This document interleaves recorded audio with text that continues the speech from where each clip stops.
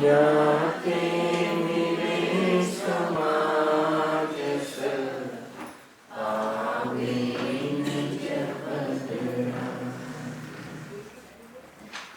ભવના સર્વ દુઃખો કારણ મિટાવા એની સત્તા નાશ કરી પ્રગટે મોક્ષ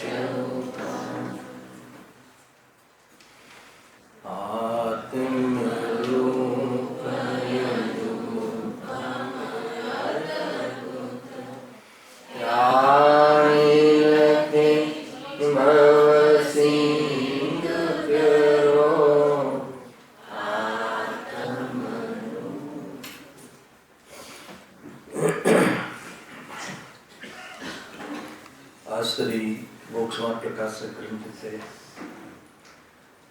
चौथा अधिकार पर આપણે સ્વાધ્યાય ચાલી રહ્યો છે એના અંતિમ ચરણમાં આપણે પહોંચ્યા છીએ.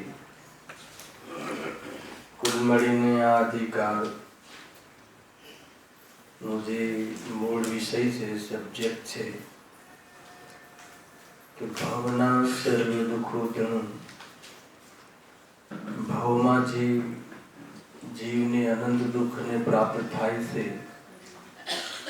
એનું કારણ કોણ છે?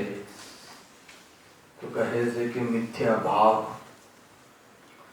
શ્રદ્ધામાં મિથ્યાપણું, જ્ઞાનમાં મિથ્યાપણું, ચારિત્ર્યમાં જે મિથ્યાપણું છે એ ત્રણ કારણ એકમાત્ર દુઃખના કારણ છે. સંયોગો દુઃખના કારણ નથી, કર્મનો ઉદય દુઃખના કારણ નથી, કર્મ દુઃખનું કારણ નથી, પરંતુ જે મિથ્યા શ્રદ્ધા છે, મિથ્યા શ્રદ્ધાનું સ્વરૂપ સ્પષ્ટ કરતા પંડિતજી કહ્યું સાતત્વ સંબંધી જે તેને વિપરીતતા છે, ભૂલ છે, એ ભૂલના કારણે તું અનંત દુઃખી છે. સ્વસંબંધી, પરસંબંધી, સુખ અને સુખના કારણ સંબંધી, દુઃખ અને દુઃખના કારણ સંબંધી જે તને વિપરીત તારી માન્યતા છે એ સૌથી મોટી ભૂલ છે. એને મિથ્યા શ્રદ્ધા કહ્યું. અને મિથ્યા જ્ઞાનનું સ્વરૂપ સ્પષ્ટ કરતા પંડિતજી કહે છે કે તારું જે વર્તમાન જ્ઞાન છે એ જ્ઞાનમાં ભેદ જ્ઞાનનો અભાવ હોવાના કારણે, અવિવેક રૂપ પરિણમન હોવાના કારણે એ તારું જ્ઞાન અપ્રયોજનભૂત જે તત્વ છે એમાં લાગી રહ્યું છે. જે આત્માના કલ્યાણમાં, આત્માના હિતમાં કારણ નથી એવા પદાર્થોને જાણવામાં, સમજવામાં, જાણકારી લેવામાં ઉલઝી રહ્યું છે. અને તું એ ઉઘાડરૂપ જ્ઞાનને તું મહિમા કરતો હોય છે. એટલું જ નહીં, આગળ એમ કહે છે કદાચિત કોઈ જીવ પ્રયોજનભૂત તત્વને પણ જાણે અને એની જાણકારી પણ લે, પરંતુ મિથ્યા શ્રદ્ધાના કારણે એ જીવ એ જ્ઞાન દ્વારા વિપરીતતાને સાધે છે. પદાર્થોને જાણવામાં પણ વિપરીતનું સાધવું એ અજ્ઞાનનું લક્ષણ છે. બહુ ગજબની વાત છે પ્રભુભાઈ. સાત તત્વને, જે પ્રયોજનભૂત તત્વને તું જાણે, પરંતુ એના માધ્યમથી, જાણકારીના માધ્યમથી એને માન કષાયનો હેતુ બનાવે, માન કષાયના પોષણનો હેતુ બનાવે, અભિમાન કરવામાં એને નિમિત્ત બનાવે એ જ્ઞાનને, તો કહે છે કે એ જ્ઞાન અજ્ઞાન છે, અર્થાત તો મિથ્યા જ્ઞાન છે. આગળ મિથ્યા ચારિત્ર જે અંતિમ આપણે અહીંયા ઘણા વ્યાખ્યાનથી ચાલી રહ્યું છે એનું સ્વરૂપ, એની સ્પષ્ટતા કરતા પંડિતજી કહે છે કે મિથ્યા શ્રદ્ધા અને મિથ્યા જ્ઞાન પૂર્વક, અર્થાત ઇષ્ટ અનિષ્ટની કલ્પના પૂર્વક જે પણ શુભ અશુભ ભાવ તું કરે છે એ બધું મિથ્યા ચારિત્ર છે. એની ચર્ચા આપણે હમણાં જ અંતિમ પ્રવચનોમાં સમાપ્ત કરી છે. ટૂંકમાં એમાં મૂળ પોઈન્ટ એ હતું કે શુભ અશુભ ભાવો કોઈ મિથ્યા ચારિત્ર નથી, પરંતુ ઇષ્ટ અનિષ્ટ બુદ્ધિ પૂર્વક શુભ પરિણામ કરવા કે અશુભ પરિણામ કરવા, કશાય ભાવ ન કરવા, એ બધું મિથ્યા ચારિત્ર છે, મિથ્યાચરણ છે. ગજબની વાત કહી. જ્ઞાની માટે આ લાગુ પડતું નથી.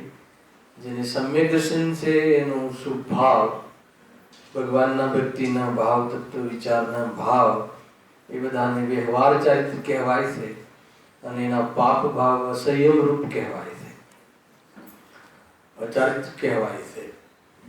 અને જ્ઞાની અને અજ્ઞાની હોય, મિથ્યા શ્રદ્ધા હોય, શુભ ભાવ અને અશુભ ભાવના માધ્યમથી એ વિપરીતતાને સાધતું હોય, શુભ ભાવમાં પુણ્યની રુચિ હોય, અશુભ ભાવ દ્વારા કાર્યની સિદ્ધિ માનતો હોય, શુભ બુદ્ધિ હોય, તો એ રીતે જે કરવામાં આવતા શુભ અશુભ ભાવ એ બધા મિથ્યાચારિત્ર છે.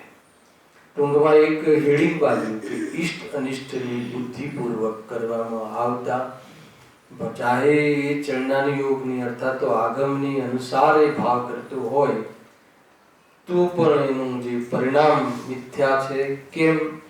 કેમ કે એ શુદ્ધોપયોગમાં હેતુ બનતો નથી. એટલે સુંદર ચર્ચા કરી, તર્ક આપ્યું અને એના આધાર ઉપર એક આખો ચેપ્ટર ટોપિક એમને લખ્યો કે ઇષ્ટ અનિષ્ટની મિથ્યા કલ્પના. બહુ વિસ્તારથી થઈ ચૂક્યું છે, પરંતુ 15 દિવસની ગેપ આવી જાય તો થોડુંક વિસ્મરણ થઈ જતું હોય છે. બરાબર સમજી? તો વિષયને અનુસંધાન કરવા અર્થે 5 મિનિટ તો વિષય લઈ લઈએ છીએ કે એમ પ્રશ્ન કર્યો કે ભાઈ ઇષ્ટ અનિષ્ટની જે કલ્પના છે એ મિથ્યા કેવી રીતે? આ પ્રશ્ન હતો કે અમને તો દુનિયામાં કેટલાક પદાર્થો ઇષ્ટ લાગે છે અને કેટલાક પદાર્થો અનિષ્ટ પણ લાગે છે. તો અનિષ્ટ પદાર્થોથી દૂર રહેવું જોઈએ અને ઇષ્ટ પદાર્થોના સંપર્કમાં રહેવું જોઈએ, એવા ઉપદેશ પણ મળતા હોય છે. તો અને તમે એમ કહો છો કે ઇષ્ટ અનિષ્ટની કલ્પના કરવી કોઈ પર પદાર્થોમાં એ મિથ્યા કલ્પના છે, એમ કેમ? અને એનો એક પ્રશ્ન ત્યાં કર્યો હતો. તો બહુ સુંદર વ્યાખ્યાઓ બાંધી. ઇષ્ટ એને કહેવાય કે જે લાભદાયી હોય, ઉપકારી હોય. અનિષ્ટ એને કહેવાય કે જે અલાભદાયી હોય, અનુપકારી હોય. તો એ પ્રમાણે કહ્યું. પછી આગળ જઈને બહુ સુંદર કહ્યું કે લોકમાં જે સર્વ પદાર્થો છે પોતપોતાના સ્વભાવના કરતા છે. આ સિદ્ધાંત એટલે કોઈ પદાર્થ કોઈને સુખ આપી શકે, સુખદાયક છે તો કે નહીં, તો પછી ઇષ્ટ કેવી રીતે થાય? અને કોઈ પદાર્થ કોઈને દુઃખ આપી શકે, દુઃખદાયક છે, દાયક એટલે દેવા વાળો, દુઃખ દેવા વાળો છે કોઈ પદાર્થ, તો કે આપી જ શકે નહીં. દરેક પદાર્થો, સર્વ પદાર્થો પોતપોતાના સ્વભાવરૂપ પરિણમન કરે છે, પોતાના ભાવમાં પરિણમન કરે છે, ચાહે વિભાવરૂપ હોય કે સ્વભાવરૂપ હોય. તો પછી કોઈને દુઃખ આપે કે સુખ આપે એ વાત સૈદ્ધાંતિક દૃષ્ટિ સિદ્ધ થતી નથી. એટલે કોઈ પણ પદાર્થ ઇષ્ટ અનિષ્ટ નથી. એ સિવાય આગળ આપણી ઓરથી કથન કર્યું કે ચલ માની લઈએ છીએ કે તું એમ કહે છે કે ફલાણો પદાર્થ ઇષ્ટ છે ને ફલાણો પદાર્થ અનિષ્ટ છે, તો તું જ કોઈ પદાર્થને ક્યારેક ઇષ્ટ કહે છે, એ જ પદાર્થને કોઈ અનિષ્ટ કહે છે. ક્યારેક તું પોતે જ એ પદાર્થને અનિષ્ટ અનુભવ કરે છે. તો એકવાર તું નક્કી કરીને કહી દે કે આ પદાર્થ પરમેનન્ટ ઇષ્ટ છે ને આ પદાર્થ પરમેનન્ટ અનિષ્ટ છે. જે ઇષ્ટ હોય એ સર્વને સર્વત્ર ઇષ્ટ જ હોવું જોઈએ, અને જે અનિષ્ટ છે સર્વત્ર સર્વને અનિષ્ટ જ હોવું જોઈએ. સિદ્ધાંત તો આમ કહે છે. જેમ કે મોહ રાગ દ્વેષ એ સર્વને અનિષ્ટ જ છે, સર્વત્ર. ચાહે જ્ઞાની હોય તો પણ એને જેટલો રાગ બાકી હોય એના માટે અનિષ્ટ જ છે. અને જે સમ્યક દર્શન છે, વિજ્ઞાન છે, વિતરાગતા છે, એ સર્વને સર્વત્ર ઇષ્ટ જ છે. અને તું જે પદાર્થો માટે ઇષ્ટ અનિષ્ટની કલ્પના કરે છે અને રાગ દ્વેષને પામે છે, તો કહે છે કે એના કારણે તું જે ઇષ્ટ અનિષ્ટ કહે છે તો સિદ્ધ થતું નથી. એટલે બુદ્ધિમાની એમાં છે કે કોઈ પદાર્થ ઇષ્ટ અનિષ્ટ છે જ નહીં. અગર જો તને આ નિર્ણય થઈ જાય તો શું થશે? રાગ દ્વેષ પેદા જ નહીં થાય. કેમ કે ઇષ્ટ અનિષ્ટ માનવામાં રાગ દ્વેષ પ્રગટ થાય છે. મને જે ઇષ્ટ લાગે એના પ્રત્યે રાગ રહે છે, અને જે મને અનિષ્ટ લાગે એના પ્રત્યે દ્વેષ થાય છે, અને રાગ દ્વેષ થવાના કારણે દુઃખ થાય છે. તો જો કોઈ પદાર્થ ઇષ્ટ અનિષ્ટ લાગે જ નહીં તો રાગ દ્વેષ ઉત્પન્ન થાય જ નહીં, તો સુખ દુઃખની કોઈ વાત જ નથી. બસ આ આખી મેથડ ત્યાં કહી નથી. છતાં વળી એક ઓર ટોપિક મૂક્યો, પેટા એક ટોપિક, એટલે એમાં જ આગળ વિષય ચલાવ્યો. આખો વિષય તમને બતાવી દઉં છું, પછી આપણે ચોપડીમાંથી જોશું. એમ કહે છે કે વળી કોઈ પદાર્થ જે તને કહ્યા એ પદાર્થો સુખદાયક, ઉપકારી યા દુઃખદાયક, અનુપકારી થાય છે તે કઈ પોતાની મેળે થતા નથી. આ વાત કર્મની ઓરથી. ઠીક છે, તને જે સુખદારી લાગે છે, સુખદાયક લાગે છે, સુખકારી લાગે છે, દુઃખકારી લાગે છે, એ પણ પોતાની મેળે થતા નથી. ખ્યાલ આવે કે નહીં? તો કઈ રીતે થાય છે? તો કે કર્મની થિયરી લઈ આવે, નિમિત્ત પ્રધાન કથન. અને કોઈ પદાર્થનું પરિણમન જ્યારે એ વખતે તને સાતાનો ઉદય હોય તો એ વખતે તને સુખકારી લાગે છે, ઈષ્ટ લાગે છે. ખ્યાલ આવે? અથવા તને ઈષ્ટ લાગે છે એ પરિસ્થિતિ, એ પદાર્થની પોઝિશન, એ પદાર્થનું કોઈ કાર્ય, તો એ વખતે તને સાતાનો ઉદય છે એમ સમજવું. અને કોઈ પદાર્થ જ્યારે તને એ પોઝિશન પ્રતિકૂળ ભાષે તો સમજવાનું કે સાતાનો ઉદય છે. અને એમ કહીને કર્મની ઓરથી બહારમાં એ પણ નિમિત્તિક કથન કર્યું. અને એમાં એ કથન કરવાની સાથે સાથે એક પ્રશ્ન કહ્યો કે જો એમ જ છે, પર પદાર્થમાં ઈષ્ટનિષ્ઠની કોઈ વસ્તુ નથી અને કર્મની ઓરથી ઈષ્ટનિષ્ઠની પોઝિશનો બનતી હોય છે, તો કહે છે કે તું પછી કોઈ કર્મ પર દ્વેષ કરવો ને કોઈ કર્મ પર રાગ કરવો, એટલી તો છૂટ આપો. કોઈને યાર રાગ દ્વેષ કરવો છે છેલ્લે તો પંડિતજી કહે છે કે એમાં કર્મએ કોઈ તને એવી પરિસ્થિતિ આપી છે, એનામાં તો અક્કલ જ નથી, હે ને? એનામાં તો એવી સેન્સ જ નથી કે તને તારા માટે એવી વ્યવસ્થાઓ કરે. એ તો પૂર્વમાં તે ખોટા ભાવો કરી અને કર્મને એ પ્રમાણેનો કોન્ટ્રાક્ટ આપ્યો છે. એટલે આ બહારમાં દેખાય છે. કુલ મળીને દુઃખનું કારણ બહારમાં પરિસ્થિતિનો જિમ્મેદાર તું પોતે છે. હલાવે કે નહીં? હા હા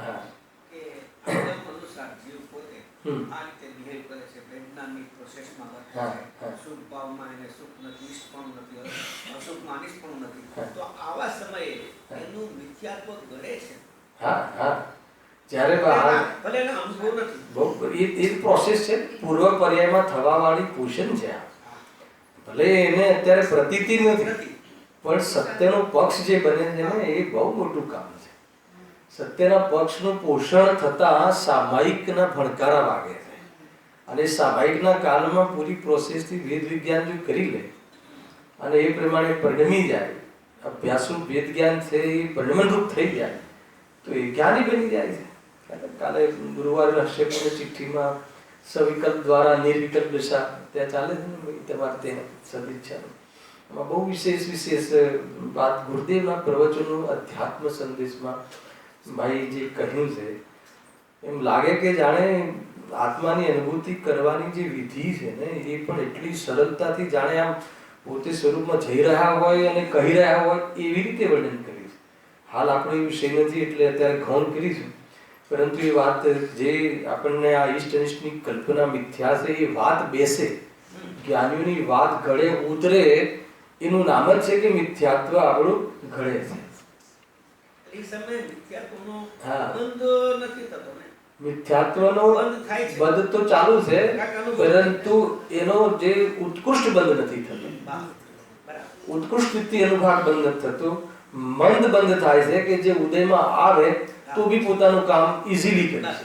એટલો લાભ એને થતો, બહુ મોટો લાભ છે. સ્વાધ્યાયથી થતા ફાયદા એ પણ એમાં લખ્યું છે કળનાની યોગમાં, પંડિત ટગરમલજી 10 પણ એ સ્વાધ્યાય આપણે સ્વભાવની દૃષ્ટિના ઉદ્દેશથી હોય, બાકી સ્વાધ્યાય માટે હોય તો પછી એની કોઈ કિંમત નથી. સ્વાધ્યાય માટે પણ હોઈ શકે, જ્ઞાન વધારવા અર્થે શેડ્યુલ છે, ઘણા કારણો હોઈ શકે છે. સ્વાધ્યાય પાછળના ટાઈમ બહુ છે, બહુ ફુરસત છે, રિટાયર થયા છે તો ઘણો ટાઈમ છે, તો બીજી ચોપડીઓ વાંચવી એના કરતા આ ચોપડી વાંચવી સારી ને. કેમ કે પછી કમસે કમ પાપથી તો બચાય ને. પાપથી બચવા માટે જ કરતો હોય સ્વરૂપમાં કહ્યું. સુગાણજી કહે છે કે તને નરક નિગોદના ભયથી તું અગર વેદજ્ઞાન કરતું હોય તો એ તને પુરુષાર્થમાં હેતુ નહીં બને. ખ્યાલ આવ્યો?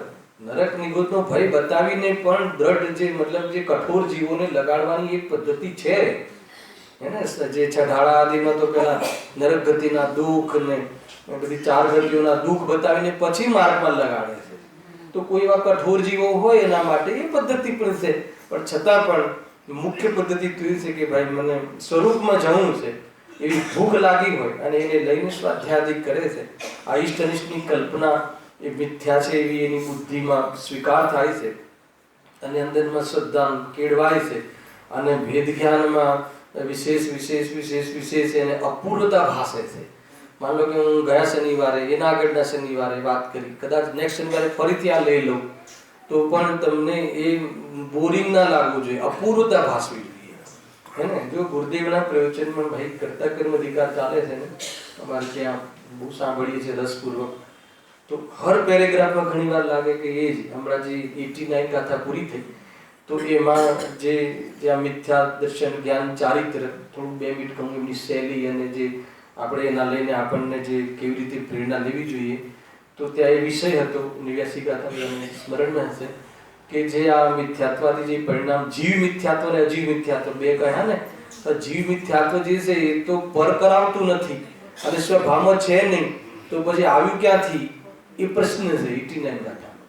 બહુ સુંદર જવાબ આપે છે આચાર્ય. પહેલા તો કહે છે કે ભાઈ એ જે છે ને એ તું તારો જે ઉપયોગ છે જે મોહયુક્ત થતું, કયો ઉપયોગ આગળ ટીકામાં ખોલે છે અને ગુરુદેવ પછી હર પેરેગ્રાફમાં એ લે છે, હર પેરેગ્રાફમાં બતાવી દઉં તમને કેવી રીતે કે જે ઉપયોગ જે છે, આમ તો આપણે તો ઉપયોગના બારામાં એવું સાંભળ્યું છે ને કે શુદ્ધ છે અને એ તો વાસ્તવમાં એની સ્વચ્છતામાં રાગ આદિ એમાં ઝલકે છે અને એ વાસ્તવમાં ક્યારેય અશુદ્ધ થતો જ નથી, એ તો ત્રિકાળી શુદ્ધ ભગવાન આત્માને પ્રસિદ્ધ કરે છે.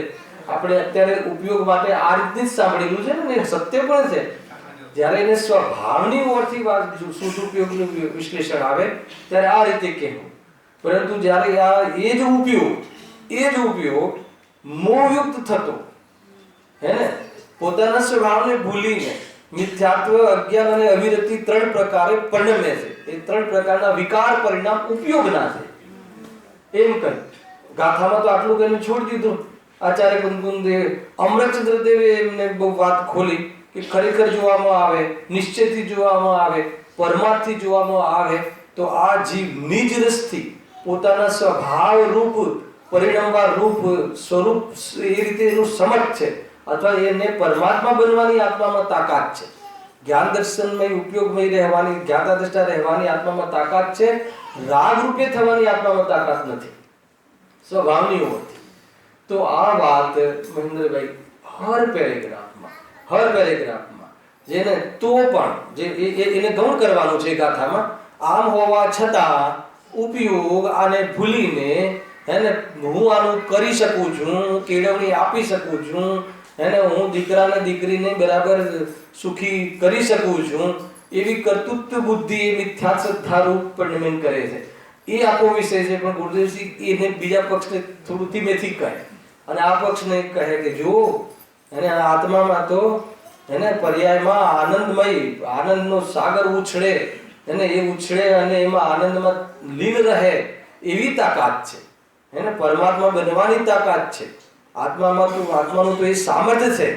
તો વારંવાર મેં જોયું કે પૂરા 5 પાનાના પ્રવચનમાં હર પેરેગ્રાફમાં, હે ને, તો મને ખ્યાલ આવ્યો કે એકની એક વાત પણ આપણને હર સમય એમની રજૂઆત, હર સમય એમનું વેટેજ, એનાથી આપણને અપૂર્ણતા ભાસે. એટલે જીનવાણીનો કોઈ પણ સિદ્ધાંત વારંવાર સાંભળવામાં પણ અપૂર્ણતા ભાસવી જોઈએ. સ્વાધ્યાય જે ખરેખર સ્વાધ્યાય થયું છે એનું આ લક્ષણ છે, હે ને. પછી કહે પણ છે કે તને આ એકની એક વાત લાગે છે તો તું જે જીવન જીવે છે સંસારમાં તો રોજ નવું શું કરે છે એ બતાવ ને. કહે રોજ દુકાને જાય છે, માલ વેચે છે, ઉઘરાણી જાય છે, હે ને, પછી પૈસા લાવે છે, વળી પાછું બીજા દિવસે એ તો કરે છે, તો બીજું નવું શું કરે છે? તો એમાં તો તને હર સમય રસ વધે છે, રોજ કરતા રોજ નવો રસ વધે છે. અને અહીંયા તને કહે છે કે એક જ વાત એ રીતે શું જવાબ આપે ને શું ખ્યાલ આવે છે કે નહીં ભાઈ? એવું ફીલ થાય છે બરાબર સાહેબ, બીજી વાત શું છે? હા, તમને રોચક લાગે છે. હા, ખરેખર વિષય આપણને આપણી જો ભૂલ જે છે હરોજ અહીંયાથી નીકળીને પછી ચલો અહીંયા તો કમસે કમ ભૂલ આપણને ઘડે છે, જેમ મહેન્દ્રભાઈ યાદ કરાવ્યું કે મોહ ઘડે છે, પણ વળી પાછા પગથિયા ચડતા મોહ પાછો કઠોર થતો જાય છે. તો વળી પાછું કામ તો આજ કરું સાંભળવું પડશે ને. ઉપાય તો આજ છે વેદ વિજ્ઞાન. ખોટી કલ્પના કરું છું, શેખ ચલ્લીના સપના જોઉં છું, દુનિયામાં કોઈ પદાર્થ મને સુખ આપી શકતું નથી, કે હું કોઈને રાખી શકતો નથી, તો પણ હું સપના જોઉં છું કે આખી દુનિયા મારી સંપર્કમાં રહે, મને યશ મળે ને બધી જે દુનિયાની જે સંપત્તિ છે મારી તિજોરીમાં હોય, દુનિયા મારી મુઠ્ઠીમાં, મુઠ્ઠીમાં કરવા વાળા ચાલ્યા ગયા. પહેલા કે આત્માને મુઠ્ઠી જ નથી, તું શું કરીશ? તો ભાઈ જબરજસ્ત વસ્તુ છે આ.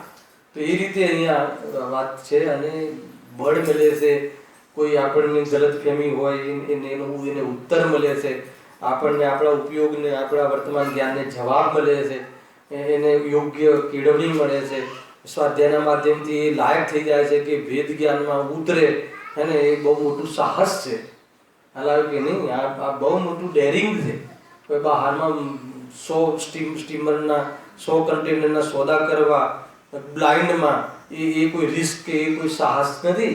ખરેખર એટલી બહારમાં બધી સંપત્તિ હોવા છતાં એક પરમાણુ પણ માત્ર મારું નથી, એવી રીતે ઉતારવું જ્ઞાનમાં. અને એવા જ્ઞાનમાં ઉતારતા તે જ્ઞાય પ્રભુના દર્શન કરવા નિર્વિકલ્પ થવું, એ સાચું સાહસ છે. કરી જુઓ.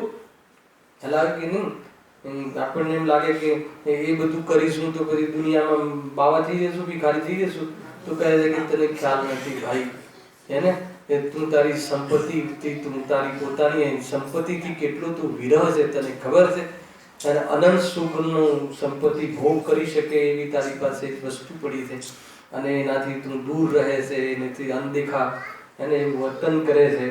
તો કે તને ખ્યાલ નથી કે તું કેવી જાતિની સજા ભોગવી રહ્યો છે. બહુ બધી વાતો છે ચિન્મય પકડીમાં આવે છે કે નહીં. તો ઈષ્ટ અનિષ્ટની મિથ્યા કલ્પનામાં એમને આ પ્રમાણે વાત કહી કે એટલે ઈષ્ટ અનિષ્ટ છે નહીં, કર્મની ઓરથી પણ વાત કરી.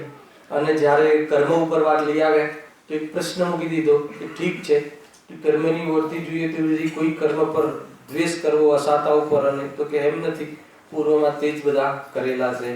એમ કહીને એ ટોપિક આપણે સમાપ્ત કર્યો હતો. હવે એના પછી એ જ ટોપિકની અંદર મૂળ જે ટોપિક એ છે કે મિથ્યાત્વ સહિત જે રાગાદી ભાવ થાય છે એને મિથ્યા ચારિત્ર કહેવાય છે. તો હવે એક નવું શેડીને આપ્યું, રાગ દ્વેષનું વિધાન. એને રત્નત્રયનું વિધાન તો સાંભળ્યું હતું, પંચપરમેષ્ઠનું વિધાન તો સાંભળ્યું હતું, આ રાગ દ્વેષનું વિધાન. અરે તું રત્નત્રયનું વિધાન જે ભણાવવાનો રાગ છે ને, એ રાગ દ્વેષનું વિધાન છે. પેલા કે નહીં, ગજબ છે ભાઈ જ્ઞાનીઓની દૃષ્ટિ. અહીંયા એમ કહે છે એનો વિસ્તાર.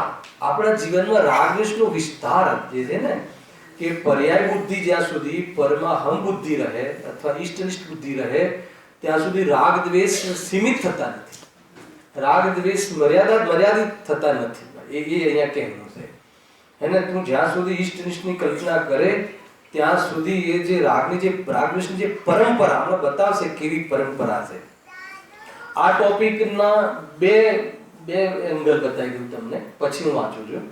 કે એક તો જ્યાં સુધી તું પરદયમાં ઈષ્ટ અનિષ્ટ બુદ્ધિ કરે, જે બહારમાં જે દેખાય છે સ્ટેજ પર, બહારમાં સ્ટેજમાં દોડતો દેખાય, એને શિખરજીની ને બધી યાત્રાઓ કરતો દેખાય, અને જે લૌકિક ક્ષેત્રમાં હોય તો ધન ઉપાર્જન માટે દોડતો દેખાય, એ બધી કસાયો દેખાય, લડતો દેખાય, રાગ કરતો દેખાય, સમાજના ઉત્કર્ષમાં બી ઘણા એ પ્રકારના દયાદાન પર પરિણામ કરતો દેખાય.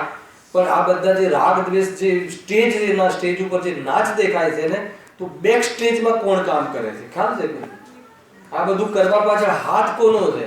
આપણે દેશ વિદેશમાં ફરીએ છીએ, દુકાને જઈએ છીએ, આ કરીએ છીએ, એમાં પગ ફટાક દઈને ઉપડે છે, એમાં આળસ આવતી નથી. એને ગમે એટલું આમ થાકીને આવ્યા હોય તો બીજા દિવસે આમ જાણે એવો ને એવો ભાગે. એને પ્રવચનમાં કહીએ તો ભાઈ હમણાં તો ટ્રેવલિંગ કરીને આવ્યો છું, આજનો દિવસ લિસ્ટ કરવા દો, પણ એક દિવસે એમ કહ્યું હોય એને કે હજુ માન લો કે 500,000ની નોટો નાખી શકો છો, તો તરત જાગે કે ના જાગે, દોડે કે ના દોડે.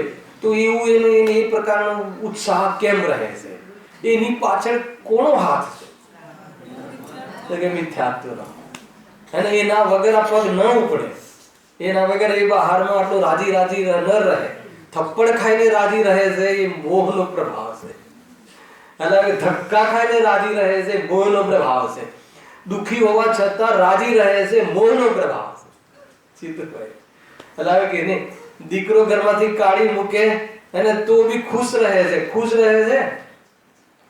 મારો દીકરો છે ને, તમે કોઈ દીકરો કદાચ કોઈ મા બાપને કાઢી મૂકે અને મા બાપ પાસે જઈને કહેજો કે યાર તમારો દીકરો આમ છે તેમ છે, તો તમને એકવાર સંભળાઈ દેશે કે તને શું છે, મારો દીકરો છે. એનો અર્થ કે મારો જે છે ને એ મોહનો પ્રભાવ છે. બહુ ભાઈ સામાન્ય વાત નથી. મોહના પ્રભાવમાં આ જીવ એને હાસ્યાસ્પદ થઈ ગયો છે. મોહના કારણે વાસ્તવમાં મજાક બની ગયો આ જીવ. મિથ્યાત્વના કારણે જીવ લોકમાં મજાક બની ગયો.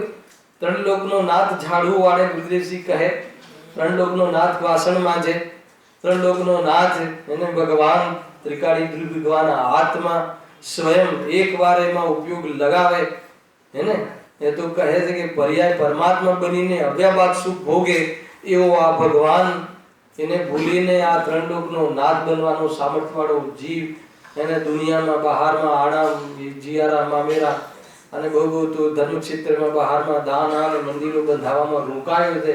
તો કે આ મોહનો પ્રતાપ નથી તો શું છે? આખી વાત સમજમાં આવે છે ભાઈ, એવું જોરદાર છે. આ એ રાગ દ્વેષનું વિધાન હમણાં હું વાંચું છું, કારણ થઈ ગયેલો વિષય છે બધું અત્યારે. આ તો હવે સમેટ્યો છે, 1.5 પાના. ગુરુદેવની બુક પણ લાવ્યો છું, સમય હશે તો એ પણ જોશું પ્રવચનની. અને એમને તો બહુ પાછા પ્રવચન કર્યા છે, પણ બીજા એમાંથી સાર કાઢ્યો છે. આપણે જોશું, થોડું ટચ બી લઈશું. હા, પરમ શુભ બુદ્ધિ કહો, શુભ શુભમાં શુભ બુદ્ધિ કહો, પાપમાં શુભ બુદ્ધિ કહો. આ જે પાપ પરિણામ કરે છે એ મિથ્યાત્વ નથી, પણ સુખ બુદ્ધિથી કરે છે એ મિથ્યાત્વ છે. ઘણી વાર લઉં છું અહીંયા ક્લાસરૂમમાં કે આપણે જે પાપ પરિણામ કરીએ છીએ, પૂછો પોતાને શું કામ કરીએ. પાપ પરિણામ એટલે ગુરુદેવસિંહ કહે ને કે ભોગના ભાવ, ટીવી જોવું, આ જે છે બહારમાં રમતના બધા પરિણામ, તો શું કામ ટીવી જુઓ છો? ચલો આપણે એક પરિણામ પકડીએ. આપણે ટીવી ચાલુ કરી, ટીવીમાં કોઈ સિરિયલ જોઈ કે કોઈ આપણે કોઈ ફિલ્મ જોઈ, બરાબર છે, ફિલ્મ જોવાની પ્રવૃત્તિ કરી, ભાવ કર્યો, તો શું કામ જોઈએ છે? એમ જ તમે વિચાર કરો કે નહીં એન્જોય માટે. એન્જોય શું? આત્મામાં એન્જોય મળે કે ટીવીમાં એન્જોય મળે? દેવ દર્શન આત્મદર્શનમાં નિજ દર્શનમાં મળે કે દૂરદર્શનમાં મળે? એનું નામ જ દૂરદર્શન છે. દૂરદર્શન દેશના નથી, એનું નામ દેશના ધ્વનિ નથી. ટીવી નો જે સંચાર જે છે એનું ગુજરાતીમાં દૂરદર્શન સંકેત. અને અહીંયા જે આપણે કયું દર્શન ચાલે છે? નિજ દર્શન. નિજ દર્શન માટે દેવ દર્શન ચાલી રહ્યું છે. અને પેલું આખું તો એ સુખ બુદ્ધિ પૂર્વક તો કરતા હોઈએ છીએ. એ બધી આમાં ખુલાસા છે. એ બધા ગુરુદેવસિંહ કર્યા છે.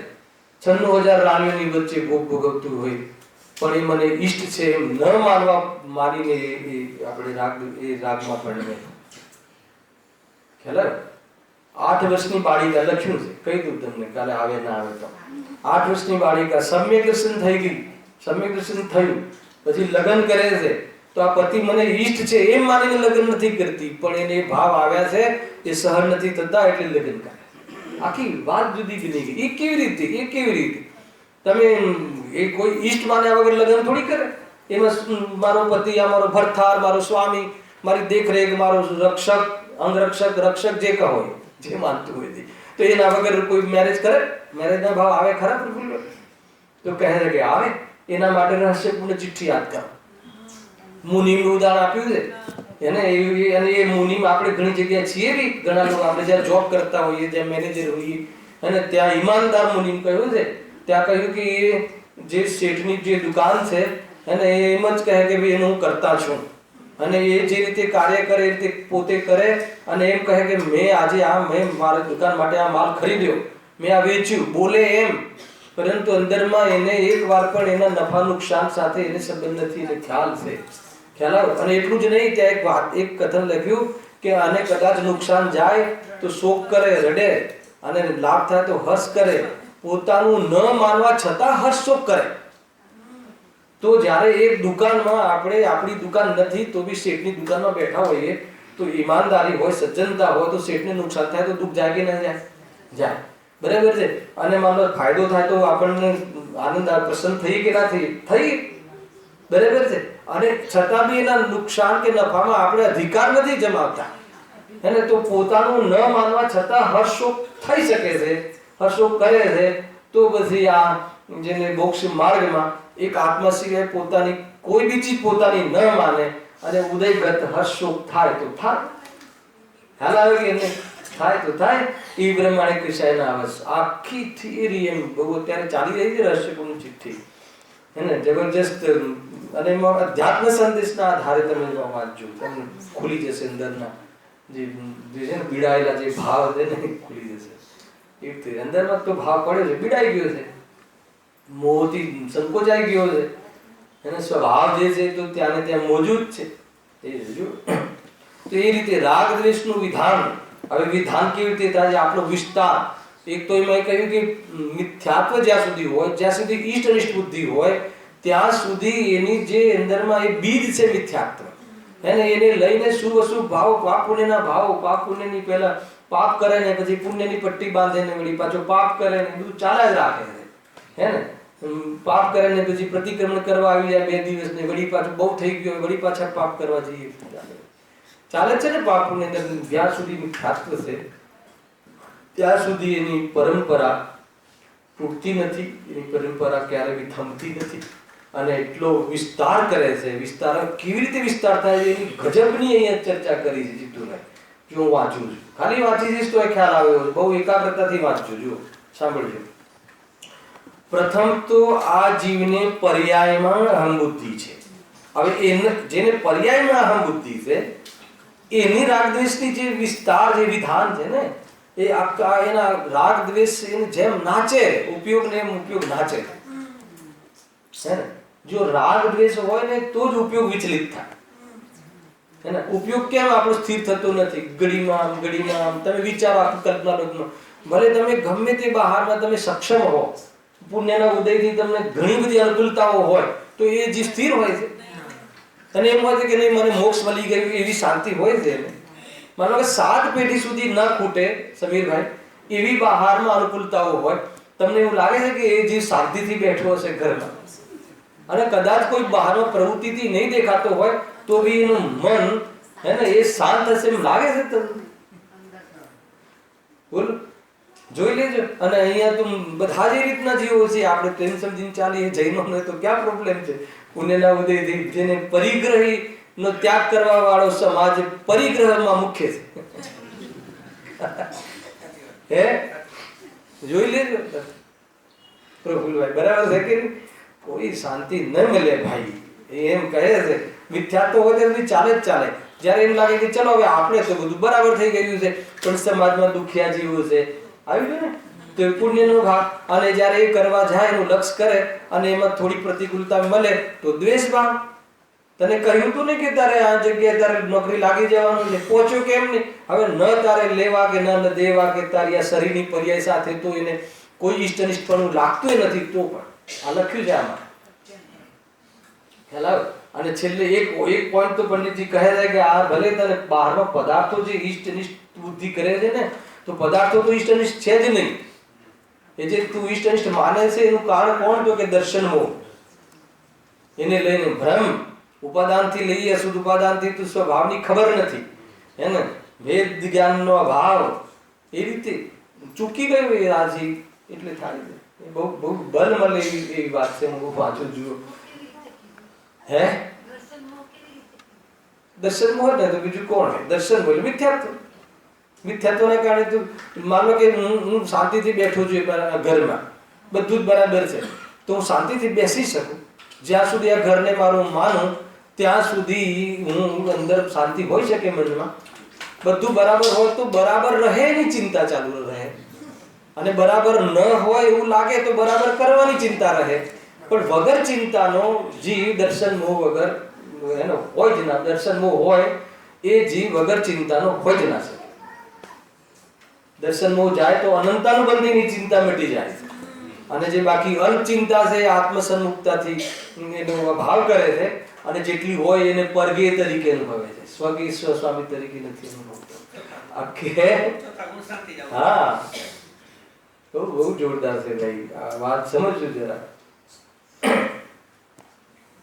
જો પ્રથમ તો આ જીવને પર્યાયમાં અહમ બુદ્ધિ છે. કઈ પર્યાય લેવી અહીંયા? કેવલ જ્ઞાનની મુખ્ય રૂપથી તો વાસ્તવમાં કઈ અસમાન જાતિ દ્રવ્ય પર્યાય. ખ્યાલ ને? બહુ જોરદાર થઈ હતી ચર્ચા આપણે મહેન્દ્રભાઈ. હે ને? બહુ ગમી મને. તમે જે કામસૂત્ર પર્યાયથી લઈને ઘણી ચર્ચા થઈ હતી. હા, બહુ જો જે પર્યાય છે ને પ્રફુલભાઈ, તો આપણે જે પર્યાય ને જે સ્થૂળ પર્યાયમાં ભૂલ એવી પડી છે, આપણે વાતો સૂક્ષ્મ પર્યાય કરીએ. આ જે અસમાન આજે છે ને, આ શું છે? અસમાન જાતિ દેહ અને આત્મા એક સાથે દૂધ અને પાણીની જેમ મળેલા એક પોઝિશન આવી છે કર્મકૃત. એ પોઝિશન એક પર્યાય છે અને એ પર્યાયમાં અહમ મુખ્ય રૂપથી પૂરા શાસ્ત્રમાં જીનાગમમાં દેહ બુદ્ધિ પર બહુ વજન આપ્યું છે. કેમ કે આ દેહને દેહ થોડી માને છે, દેહને તો આત્મદેવ માને છે. આત્મદેવ એટલે હું છું એમ માને છે. તો આ દેહ છે કે નહીં? છે ને. આત્માની સાથે છે કે નહીં? છે ને. જન્મથી મરણ સુધી રહેશે કે નહીં? રહેશે ને. પરંતુ એ બંને સાથે રહે છે તો બે એક થઈ ગયા, અથવા એ તારું થઈ ગયું, અથવા એના કારણે તું છે, અથવા તારા કારણે એની હયાતી છે. એ બધી જે તું એકત્વ બુદ્ધિ, એનું નામ પર્યાય બુદ્ધિ. ખ્યાલ આવે કે નહીં? પ્રકાશ આવે પકડમાં આ પર્યાય બુદ્ધિ કહે છે. એને ઈષ્ટ લાગે, એને પહેલા તો એક માને છે. જો લખ્યું, જો પ્રથમ તો આ જીવને પર્યાયમાં અહમ બુદ્ધિ છે. એને પર્યાયમાં અહમ બુદ્ધિ છે એના કેટલા અર્થ છે? એને અર્થ કે એને સ્વભાવનું ખ્યાલ નથી. પર્યાયમાં અહમ બુદ્ધિ છે એટલે કે એને જે ત્રિકાળ રહે છે એમાં અહમ બુદ્ધિ નથી.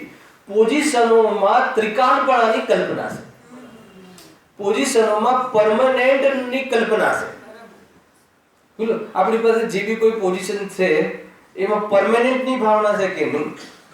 કાં તો પરમેનન્ટની ભાવના છે, કાં તો એને એના જે કાળ પ્રમાણે રહે ને એનો વિરોધ છે ને જલ્દી હટી જાય તો સારું, કાં તો પોતાના પ્રણે પલટાઈ જાય તો સારું, કાં તો કોઈ પર્યાય પરમેનન્ટ રહે તો સારું. આ ત્રણેય એંગલ પર્યાય બુદ્ધિના છે. બોલો, આ બુદ્ધિ આપણામાં છે કે નહીં? આ કઈ બુદ્ધિ છે? ખોટી બુદ્ધિ છે. ખ્યાલ? માનો કોઈ બી પર્યાય, માનો આપણે શરીરમાં જે કોઈ નિરોગી અથવા યુવાનીની પર્યાય આવે, કોઈ જીવ ચાહે છે કે યુવાની જતી રહે? કોઈ જીવ ચાહે? એવું તમે ચાહ્યું હતું યુવાનીમાં કે આ યુવાની જતી રહે? કોઈ નથી ચાહતું. એનો અર્થ કે પર્યાય પલટે છે, એના વિરોધમાં એ વિચારે છે કે નહીં, આ તો કાયમી રહેવું જોઈએ. હે ને? અને કાયમી ના રહે તો કાયમી એ જે જવાની જેવી છે એવી દેખાવી જોઈએ કમસે કમ. તો પછી એના ઉપાય કરે. એને બધાને ખબર છે એના ઉપાય. બરાબર છે કે નહીં? તું છે કે નહીં? આ ચાલે કે ના ચાલે? હોય ઘર પણ દેખાવ કેવું જોઈએ? હોય 90 નો પણ દેખાવ જોઈએ 19 નો, 18 નો. અરે દેખાય 18 નો પણ થાય ને 18 નો. કદાચ 18 નો દેખાય, એ કોને દેખાય 18 નો? એવી મોહીને જ દેખાય 18 નો. હે ને? મોરહિત જીવને તો ન 18 નો દેખાય, ન 80 નો દેખાય, અનાદિ અનંત દેખાય. કેટલું અંતર છે ભાઈ. એને મોહનું તો જબરજસ્ત. દિનેશભાઈ બરાબર છે કે આ રીતે છે. કોઈની લાગણી દુભાતી બી હોઈ શકે, પણ શું કરે? કદાચ કોઈ દાય બાય કરીને આવતું હોય, લાગણી દુભાતી, શું કરે? એને તો શું કરે? ગુરુદેવજી કહે છે યોગસાર કે પદ્મનંદી પદવી સંતિકા. હા, હે ને એમાં હે? હા.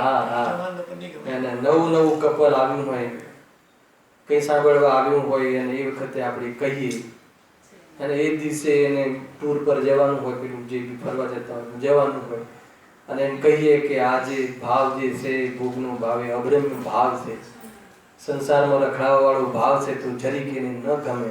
પણ ભાઈ શું કરે? સત્ય હોય એ તો અમારે કહેવું જોઈએ. એને ગમે એવું કહેવું એ અમારું કામ. હા, અમારી પાસે બીજું શું હોઈ શકે? એવી નિર્માણતા, કેટલું એ જીવને બી અંદરમાં કઠોરમાં કઠોર વાત કેટલી સરળતાથી કહેવી. જીતુભાઈ બહુ જોરદાર છે ને? સમ્યક દર્શન કરતા તો શીખવું એમની પાસેથી, પણ બોલતા ત્યાંથી શીખવું. ગજબ છે અદ્ભુત. પ્રથમ તો આ જીવને પર્યાયમાં અહમ બુદ્ધિ છે. પર્યાયમાં અહમ બુદ્ધિ એટલે ખ્યાલ આવે ને સંકેત કે જે પર્યાય જે પોઝિશન હોય, કાં તો એ પોઝિશન, હર પોઝિશન ક્ષણિક છે. આ પર્યાયનું સ્વરૂપ છે અને હર પર્યાય ક્ષણિક હોવા છતાં વસ્તુ કાયમ છે. આ આખી પ્રમાણ વસ્તુનું સ્વરૂપ છે. હવે જીવ શું કરે છે કે પર્યાયની દ્રષ્ટિ કરે છે. પર્યાયની દ્રષ્ટિ કેવી રીતે કરે છે કે કોઈ પર્યાય તો એને ઈષ્ટ લાગે તો કે આ તો હવે આમ જ રહેવી જોઈએ, કોઈ પર્યાય તો આ ઠીક નથી, આમથી હું શોભતો નથી, તો એને આ મણાટ દૂર થવી જોઈએ અને એને દૂર કરવાનો પ્રયાસ કરે છે, બદલવાનો પ્રયાસ કરે છે. તો કાં તો પર્યાયને પોતાની ઈચ્છા અનુસાર બદલવાનો ભાવ, હે ને, કાં તો આગળ પાછળ કરવાનો ભાવ, કાં તો કોઈ પર્યાય કાયમી ટકી જાય એવો ભાવ, આ બધા જ પરિણામ પર્યાય બુદ્ધિ છે. અને મોટા ભાગે કઈ પર્યાયમાં પર્યાય બુદ્ધિ છે તો આગળ લખે છે કે જુઓ, પ્રથમ તો આ જીવને પર્યાયમાં અહમ બુદ્ધિ છે, તેથી તે પોતાને અને શરીરને એક જાણી પ્રવર્તે છે. શરીર અને આત્મા બે એક સાથે છે કે નહીં? અચ્છા, એ બે મળેલા છે કે નહીં? મળ્યા છે પણ ભળ્યા નથી, એ ધ્યાન રાખજો. મળેલા તો એવા છે કે ભ્રમ થઈ જાય, હે ને. આત્મા હાથ ઊંચો કરવાનો યોગ ઉપયોગ કરે અને આ બાજુ હાથ ઊંચો થાય. બે કાર્ય, તો આ હાથ ઊંચો કર્યો એમાં કેટલું કામ થયું? હાથ કોણે ઊંચો કર્યો? તો કે શરીરે. આજ સુધી આપણને ખબર નથી શરીર બી હાથ ઊંચો કરે. તો આત્માએ શું કર્યું? તો કે આત્માએ હાથ ઊંચા કરવાનો રાગ કર્યો અથવા એ રાગ મિશ્રિત ઉપયોગ કર્યો. એ અજ્ઞાનને વશ થઈને કર્યું. ખરેખર તો આત્માએ જાણ્યું. કેટલી બધી વાત છે ભાઈ.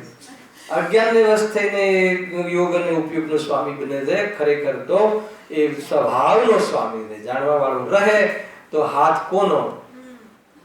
અહંકાર ના કરે મેં હાથ ઊંચો ના કર્યો, લખવા થાય ત્યારે ઊંચો થતો નથી, એ હિંતા દિનતા. અને અત્યારે જરા પોષ હોય ને ત્યારે કે હું આમ 1 કિલો 50 કિલોની ગુણી તો બેગ તો આમ ફેંકી દીધું, પાપડે ના તૂટે. એ જ ભાવમાં બને કે ના બને ભાઈ. એ રીતે છે કે તું એ કાર્ય કરવામાં, એ કરવાની તારામાં તાકાત જ નથી, કરી શકતો જ નથી. તું બહુ તો અજ્ઞાનને વશ થઈને અહંકાર કરી શકે છે, કાં તો ભેદ જ્ઞાન કરીને જ્ઞાતા દ્રષ્ટાને મજા કરી શકે છે. બસ હવે નક્કી કર કે તારે શું કરવું છે. પ્રથમ તો આ જીવને પર્યાયમાં અહમ બુદ્ધિ છે, તેથી તે પોતાને અને શરીરને એક જાણી પ્રવર્તે છે. બરાબર? આગળ હવે રાગની પરંપરાનું પેટ ખોલે છે અહીંયા. આ શરીરમાં પોતાને રૂચે એવી ઈષ્ટ અવસ્થા થાય છે તેમાં રાગ કરે છે. હેલા સૌથી પહેલા શું કહે છે કે આ શરીરમાં પોતાને રૂચે. ગુરુદેવજી લખે છે પ્રવચનમાં કે કોઈ નિરોગી, એને કોઈ ગોરી, એને શરીર ગોરું હોય કે બહારમાં હાઈટ વાઇટ વાળું શરીર મળે, સ્થાન સંસ્થાન ને જે બીજું શું આકાર પ્રકાર, એ બધા એને રૂચે. રૂચે એટલે શું? રૂચે ગમવાનો ભાવ નથી લેવું, એમ શ્રદ્ધાની વાત. રૂચે એટલે એમ લાગે કે આવો હું હોઉં તો મારો વટ પડે, આવો હું હોઉં તો દુનિયામાં મારું અસ્તિત્વ ટકે. એ મિથ્યા શ્રદ્ધા. એવી જે એનામાં રૂચિ, એવી જે એનામાં ખોટી બુદ્ધિ જેને છે, અને એવી ઈષ્ટ અવસ્થા થાય. એ જેવું માને છે. રૂચવું એટલે માનવાના હાથમાં લેવું છે. એક સામાન્ય ભાષામાં મને રૂચે છે, મને રુચિ છે, હે ને, એ જે ગમે ન ગમવાની વાત નથી. અહીંયા શ્રદ્ધામાં હોય મને હું આવું માનું છું, મને આ જચે છે. શું જચે છે? કે બસ આવું શરીર હોય ને તો હું દુનિયામાં સુપરમેન કહેવાઉં. એ શું થઈ ગયું? મિથ્યા શ્રદ્ધા છે ને. શરીર દેખાય અને હું સારો દેખાવ, શરીર આવું દેખાય તો હું સારો દેખાવ, એમ શરીર અને પોતાને મેળવીને એવી રુચિ કરે છે અથવા એવી કલ્પના કરે છે, એવી માન્યતા કરે છે અને કદાચિત શું થાય છે? એવી પોઝિશન બને છે. આ લખ્યું ને, પોતાને રુચિ એવી ઈષ્ટ અવસ્થા થાય છે ત્યારે શું થાય? એને ઈષ્ટ લાગે છે ને, એને અનુકૂળ લાગે છે, એને પ્રાઉડ ફીલ થાય છે અને એવી અવસ્થા મરે છે તો શું થાય? એના પ્રત્યે પ્રેમ થાય, રાગ થાય. તથા પોતાને અરુચિ એવી અનિષ્ટ અવસ્થા. પોતાને અરુચિ એટલે પોતે માને છે કે જો મારું વજન આ રીતનું હોય તો મારી દુનિયામાં કાંઈ ગણતરી ના થાય, મારા બહારમાં શરીર પર જ લેજો, સહયોગ પર જ નથી જો. દૂરવર્તી સમય પર નથી જોવું. જે શરીર રૂપી જે છે કે શરીર અને આત્માને એક માને છે. મૂળ જે શરીરમાં જે ઈષ્ટ અવસ્થા થાય છે એની ગમતી અવસ્થા અથવા રૂચતી અવસ્થા અથવા એને જે માન્યતામાં લીધી છે કે આવી અવસ્થા હોય તો હું રૂપાળો દેખાવ, તો મારું કઈ વર્ચસ્વ રહે, તો એવું જે માને છે ને એ અવસ્થા થાય તો એના પ્રત્યે રાગ રહે છે. અને એનાથી વિરોધી કોઈ અવસ્થા થાય જે માને છે કે નહીં આવું જે કાળો હોય તો સારું ના લાગે, જીવ કાળો હોય તો જીવ એટલે હું કાળો, શરીરને આત્માને એક માનીને અનુભવ કરે છે ને.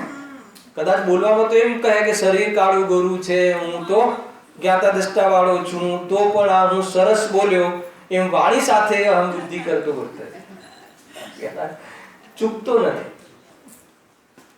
મિથ્યાત્વની સાથે સંબંધ રાખવામાં એ બહુ વાસ્તવમાં એકદમ પાવરફુલ છે, એકદમ પ્રમાણિક છે. મિથ્યાત્વ રાગ દ્વેષના સંબંધોમાં પ્રમાણિક રહેવું એ જીવ પોતાની સાથે સૌથી મોટી અપ્રમાણિકતા કરે છે. બહારના રાગ ને બહારના વ્યવહારો ને તહેવારો ને આને તેને કોઈ ઝંઝટ નહીં. એને પ્રભાવનામાં પણ પોતાનું લક્ષ્ય કરીને સ્વાધ્યાય કરવું ને તો ક્યાંય જીવ ખોવાઈ જાય. જીતુભાઈ કાંઈ નહીં, દમ નથી કાંઈ દુનિયામાં. પોતાનો રસ વધે, શુદ્ધાત્માનો રસ વધે ભાઈ, એને અંદરમાં આત્માનો રસ વધે, સન્મુખતા જવાનો અંદરમાં રોમાંચ વધે.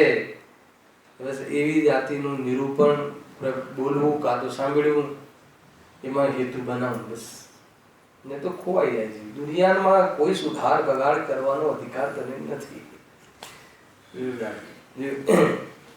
આગળ લખ્યું છે તથા પોતાને અણરુચતી એવી અનિષ્ટ અવસ્થા થાય તો તેમાં દ્વેષ કરે.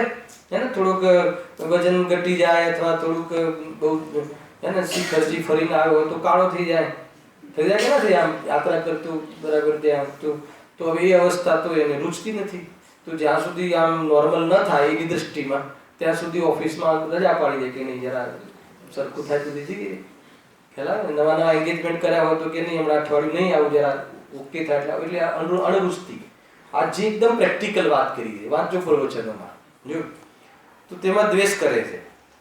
હવે શરીરની ઈષ્ટ અવસ્થાના હવે જો રાગ, હવે જે અંદરમાં એને પહેલા ઈષ્ટ અનિષ્ટ કલ્પના કરી લીધી છે, હવે રાગ કેવી રીતે પ્રસરે છે. શરીરની ઈષ્ટ અવસ્થાના કારણભૂત બાહ્ય પદાર્થોમાં રાગ કરે છે. હવે એ જે ઈષ્ટ રહે ને એવું શરીર ફિટ હિટ રહે ને એમાં જે નિમિત્ત બનવા વાળા પદાર્થો છે એને ગુરુદેવે લખ્યું દાળ ભાત શાક રોટલા અને એ જે બહારમાં જે કસરત આદિ બહારમાં જે એ બધું એ બધી પ્રવૃત્તિઓ ને એ બધા પદાર્થો પ્રત્યે શું રહે છે? રાગ. કેમ કે એને એમ લાગે છે કે એના કારણે હું આ શું રહું છું, ફિટ રહ્યું છું, તો એના પર રાગ રહે છે. હવે તથા તેના ઘાતક પદાર્થોમાં અથવા એના વિરોધી પદાર્થોમાં એ દ્વેષ કરે છે.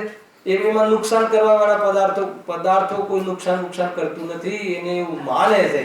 આ જે પણ વાસ્તવમાં બધું થાય છે એ નામ કર્મના ઉદયથી શરીરની રચના થાય છે અને શરીરની રચના થાય છે ત્યાં તો તું વિઝિટ કરવા આવ્યો હતો અને તે માની લીધું છે કે આ મારું સ્વરૂપ છે. વિઝિટ આવ્યો હતો, થોડુંક એને રાગ હતો તો થોડું ચલો જોઈ આવીએ કે શરીર કેવા પ્રકારનું છે, તો જ્ઞાનનો વિષય બનાવવાનો હતો. એને ગુરુદેવ શ્રી પ્રવચનમાં કેટલી વાર કહી ચૂક્યા કે પર પદાર્થ ઈષ્ટ અનિષ્ટ નથી, પર પદાર્થ તો ઘેર છે. હલાયો કે નહીં, કેટલી વાર વારંવાર કહે કે તો જ્ઞેય છે. તો તું એને ઈષ્ટ અનિષ્ટ ક્યાંથી માં? પર પદાર્થ છે તારા સંયોગમાં છે, પણ એ તો જાણવા લાયક છે, એને અપનાવવા લાયક કે ઈષ્ટ અનિષ્ટ કરવા લાયક. કયો પદાર્થ પ્રતિકૂળ કે અનુકૂળ છે? કોઈ પ્રતિકૂળ અનુકૂળ નથી, એ તો જ્ઞેય છે. એને જાણવામાં આવવા વાળો એક પદાર્થ છે. અગર એમ જાણે આખા રૂડરમલજી આખામાં બધી જ આ મિથ્યા રાગદ્વેષની વાત કરી છે, પણ ગુરુદેવને પોસાતું નથી. એક પેરેગ્રાફ થઈને તરત પછી જ્ઞાનની વાત છેડે છે. એ બી તમને શૈલી બી બતાવીશ જોરદાર. જો શરીરની ઈષ્ટ અવસ્થાના કારણભૂત, કયા કારણભૂત? નિમિત્ત કારણભૂત. આપણને એમ લાગે ને થોડુંક આમ શિયાળામાં મુસરી ખાઈએ કે શિયાળામાં સાલમ પાક ખાઈએ તો શરીરનું આ બધું જે જળવાઈ રહે હે ને, પછી આખું વર્ષ દુકાનમાં વાંધો ના આવે, કબર વાંકી વાળે તો વાંધો ના આવે અને એટલે આ સાલમ પાક ખવડાવતા હોય ને સંગીત ઘરે બરાબર છે કે આખું વર્ષ દુકાનમાં જરા આ ભાઈને કામ કરવાનું છે, ઘસડે રાખે એ રીતે છે. તો અહીંયા કહે છે કે એ પદાર્થોમાં એ ભોજનમાં એ રાગ કરે તથા તેના ઘાતક પદાર્થોમાં દ્વેષ કરે. માન લો કે શરીરમાં કાંઈ ખોટ આવી જાય કોઈ પદાર્થના નિમિત્તે, તો એવા પદાર્થોથી દ્વેષ કરે છે. હવે જુઓ, શરીરની અનિષ્ટ અવસ્થાના કારણભૂત બાહ્ય પદાર્થોથી દ્વેષ કરે છે. પેલા જે પદાર્થોથી જે અનુકૂળતા મળે છે, કારણ નિમિત્ત કારણ બને છે, એનાથી રાગ કરે. અને એ ઈષ્ટ અવસ્થામાં જે ઘાતક પદાર્થો છે એમાં બાધા પહોંચાડવાવાળા પદાર્થોમાં દ્વેષ કરે.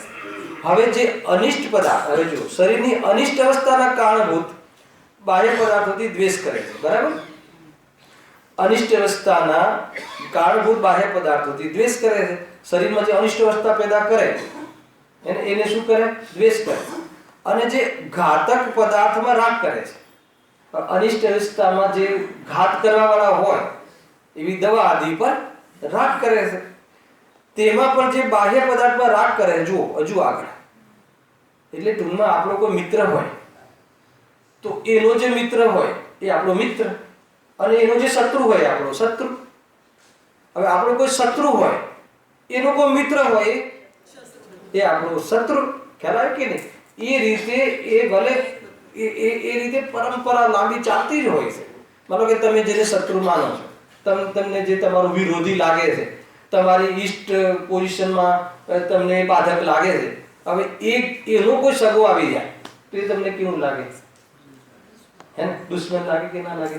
તો આ રીતે રાગ દ્વેષ એની પરંપરા ચાલતી જ જાય છે. દુનિયામાં તમે ઈષ્ટની કલ્પના તમે અંદરમાં બાંધી દીધી છે, ગાંઠ મારી દીધી છે, એટલે કોઈને કોઈ પદાર્થોમાં આવે એ પ્રમાણે ચાલે જ રાખવાનું. ખ્યાલ આવે છે શું ચાલે રાખવાનું? આકુલતા. જો હવે તેમાં પણ જે બાહ્ય પદાર્થમાં રાગ કરે છે તેના કારણભૂત અન્ય પદાર્થોમાં રાગ કરે છે, તથા તેના ઘાતક પદાર્થોમાં દ્વેષ કરે છે. સિમ્પલ છે ને? પકડાય છે વાત? વળી જે બાહ્ય પદાર્થોથી દ્વેષ કરે છે, વળી પાછા જે એના સપોર્ટેડ પદાર્થોમાં દ્વેષ કરે છે, તેના કારણભૂત અન્ય પદાર્થોમાં દ્વેષ કરે છે, તથા તેના ઘાતક પદાર્થોમાં રાગ કરે છે. એનું બુરું કરવા વાળામાં પાછો રાગ કરે છે, અને એને સપોર્ટ કરવા વાળામાં દ્વેષ કરે છે. આગળ આમ કીધા જ કર્યું છે એમને. જુઓ, તેમાં પણ જેનાથી રાગ છે, હવે જેનાથી રાગ છે, જે પદાર્થોથી રાગ છે, તેના ઘાતક તેના કારણમાં ઘાતક અન્ય પદાર્થોમાં રાગવા દ્વેષ કરે છે, તથા જેનાથી દ્વેષ છે તેના કારણમાં ઘાતક અન્ય પદાર્થોમાં દ્વેષમાં રાગ કરે છે. શોર્ટમાં ખ્યાલ આવ્યો કે ના આવ્યો? આ રાગની જે પરંપરા, આ વિધાન ચાલે છે એને કઈ એકથી સમાપ્ત નથી થઈ જતું. આ શરીરમાં એક પોઝિશનમાં મેં ઈષ્ટ કલ્પના કરી, જો કેટલું લાંબુ થાય છે, આ લાંબુ લંગર. મેં આમાં આ પોઝિશન જે રહે છે એમાં ઈષ્ટ કલ્પના કરી. હવે આ ઈષ્ટ કલ્પના કરવામાં જે મને અનુકૂળ છે, જે મને મારી માવજત કરવામાં મને સપોર્ટેડ છે, એ માતા પિતા પર હું રાગ કરીશ. અને એ માતા પિતાના બાધક કોઈ હોય એના પર હું દ્વેષ કરીશ. અને પછી એ જે એના બાધક પદાર્થો છે એનો કોઈ ઘાતક હશે તો એના પર રાગ કરીશ.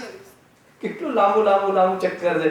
આપણને એમ લાગે કે શું લખીને છે, પણ છે એમાં. જો એ જ પ્રમાણે રાગ દ્વેષની પરંપરા પ્રવર્તે છે.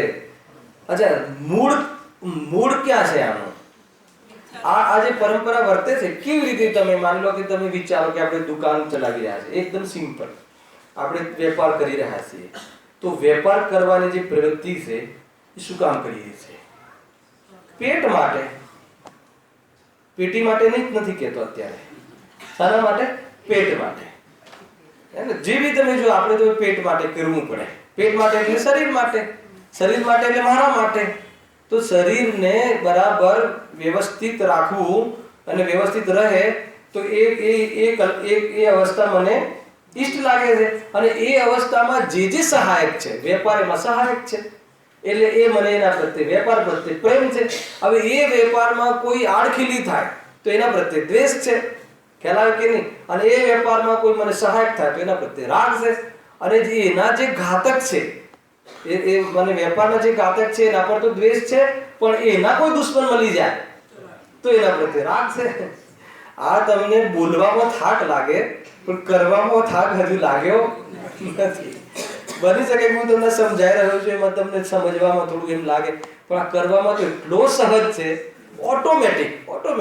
થોડુંક એને જ્ઞાનમાં આવ્યું કે આ ફલાણા ભાઈ છે ને એ તારા કોમ્પિટિટર છે, તો એ કોમ્પિટિટર છે એના પર દ્વેષ શું કામ થવો જોઈએ? એ બી એક વેપાર કરે છે, ના કરે એને અધિકાર નથી, તો શું કામ દ્વેષ કરીએ જીતુભાઈ? કેમ કે આ મારા વેપારના ઘાતક છે. તો શું પ્રોબ્લેમ છે?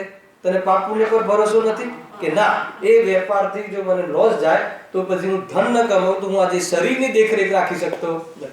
કુલ મળીને હર વાત છેલ્લે તમારે શરીર સુધી આવશે. હર વાત શરીર સુધી તો હું તો ભેદથી કથન કરું છું હે ને. એ તો એ શરીર સુધી નહીં, પોતાના સુધી, એટલે એ દેહને પોતાનો માને છે ત્યાં સુધી. કોઈ બી વાતમાં લઈ લો તમે, દીકરો સેવા નથી કરતો હે ને, તો માન લો કે દીકરો તમને સેવાનો ભાવ કરે, તમારા પ્રત્યે તમારા શરીરની હવે ઉંમર થઈ ગઈ 60-70, તો આપણી કોઈ સેવા કરે, દીકરો સેવા કરે તો આપણને એના પ્રત્યે રાગ રહે છે. પછી બાધક તત્વ આવી ગયું, ના ખ્યાલ હે ને, લગ્ન થઈ ગયું એટલે હવે આપણે હવે બસ કે ભાઈ તું આ મા બાપની સેવા ક્યાં સુધી કરીશ, ફોરેન રિટર્ન થઈ શકે, તું ચાલે જ કરોડો રૂપિયા મળશે એને, હવે તું આયુ સમાપ્ત થતા મરે જ છે વ્યક્તિ, યાર મોકલી દે દેશ વિદેશ કમાવા. હવે એ બાધક તત્વ પર આપણને શું થાય? દ્વેષ થાય. ખ્યાલ? બસ આ રીતે તમને એમ લાગે કે ચાલુ જ જાય, અંદર ચાલતું જ હોય છે. અને આ તો હું તમને સ્થૂળ ઉદાહરણ આપું છું. હર પરિણામમાં આ રીતે રાગ દ્વેષ ચાલુ હોય છે. અને એ જ્યારે તીવ્ર થાય ને તો ત્યારે જ્યારે સ્ટેજ વળી જાય ને એ પરિણામને, ત્યારે પ્રવૃત્તિમાં પણ દેખાય છે. એને સ્ટેજ વળવું જોઈએ. ખ્યાલ કે ને? એવું નથી કે બધા અહીંયા બેઠા છે, બધા શાંત છે. સ્ટેજ મળી જાય તો જો કશાયના રંગ કેવા આવે, 6 લેશિયા પણ બધું જ દેખાય. એટલા માટે 6 લેશિયામાં ઓલું ઝાડનું બતાવ્યું નથી ને, એ રીતે છે. જુઓ, ખાલી વાંચી લઉં છું, પછી કાલે પ્રશ્ન સ્ટાર્ટ કરીશું. વળી કોઈ બાહ્ય પદાર્થ શરીરની અવસ્થાને કારણ નથી, છતાં તેમાં પણ તે રાગદ્વેષ કરે. આ નવો વિષય, એટલે નવી વળી કહીને કોઈ વાત કરવી છે. કાલે અહીંયાથી જો ફરીથી લઈશ, કેમ કે એમાં કાફી કોઈ વાત કરવી છે. અને હવે તો કહે છે કે બાહ્ય પદાર્થ શરીરની અવસ્થાને કારણ નથી, એને આપણી જે શરીરની સારી અવસ્થા રહે એનું કારણ નથી, એના પર બી રાગ રહે છે અને દ્વેષ રહે છે. અને પછી જેના પર રાગ રહે છે એના ઘાતક પર પાછો દ્વેષ રહે છે. આ એક ઓર વાત કરવી છે. અને આગળ જે વિષય એમને જોડ્યો છે અદ્ભુત છે. ચર્ચા આપણે કાલે કરીશું અને રાત્રે આપણે 9 વાગે મળીએ છીએ. સહજાનંદી શુદ્ધ સ્વરૂપ